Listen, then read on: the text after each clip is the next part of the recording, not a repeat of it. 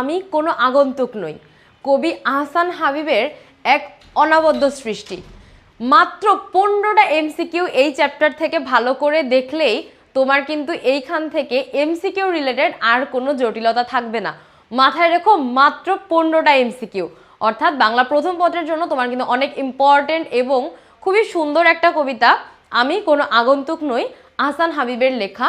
এবং তোমাদের একটু বোঝাগত জটিলতাও আছে এই কবিতাটা থেকে এমসিকিউ রিলেটেড অ্যান্সার করার জন্য, কিংবা সিকিউ লেখার সময়ও অনেক সময় এই কবিতাটার ভাষাগত বা ভাবগত যেসব বিষয়গুলো আছে সেগুলো একটু বুঝতে অসুবিধা হয়।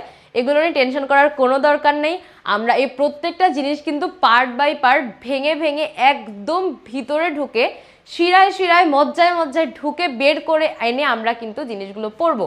তো দেখো, এই চ্যাপ্টার থেকে মাত্র আমরা যখন 15টা এমসিকিউর আশ্বাস পেয়ে যাচ্ছি, অর্থাৎ মাত্র এই 15টা এমসিকিউ দেখলেই আমাদের এই চ্যাপ্টারটা এমসিকিউটা ক্লিয়ার। আহসান হাবীবের জন্ম কত সালে, এরপরে উনার প্রথম কাব্যগ্রন্থ কোনটি, মেঘ বলে চৈত্রের কাছে যাব, এটা হচ্ছে তার এটা কার কাব্যগ্রন্থ। আর একটা ব্যাপার দেখো, এই টাইপের যে হচ্ছে এমসিকিউগুলো, অর্থাৎ মেঘ বলে চৈত্রে যাব, এই টাইপের যে এমসিকিউগুলো থাকে যে এটা কার কাব্যগ্রন্থ বা এটা কার উপন্যাস, এই ধরনের এমসিকিউগুলো যখন থাকে তোমরা যখন চ্যাপ্টার বেসিসে পড়ো তখন কি হয়, খুবই ইজি মনে হয়। কেন ইজি মনে হয়? কারণ তুমি জানো যে তুমি কোন গদ্যটা পড়ছো কিংবা কোন পদ্যটা পড়ছো, তুমি জানো যে ওইটার রাইটার কে। কিন্তু যখন এটা তোমার পরীক্ষার ভিতরে সবগুলো 30টা এমসিকিউর ভিতরে আসে তখন কিন্তু ওই জিনিসটা সরাসরি মাথায় ঢুকতে একটু দেরি হয়।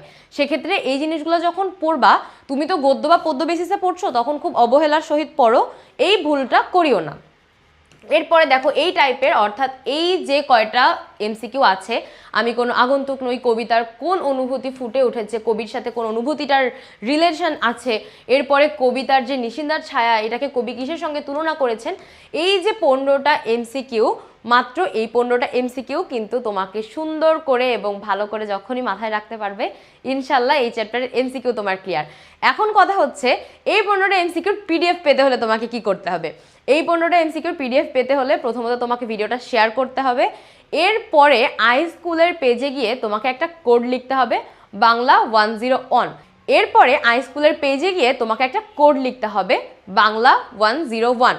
এবং সাথে সাথে তোমাকে ওই যে শেয়ার করেছো এই স্ক্রিনশটটা প্রোভাইড করতে হবে। তাহলে কিন্তু তুমি মাত্র এই 15টা এমসিকিউ সলভ করে পরীক্ষায় কোপ দেওয়ার যে অপশানটা এটা পেয়ে যাচ্ছ।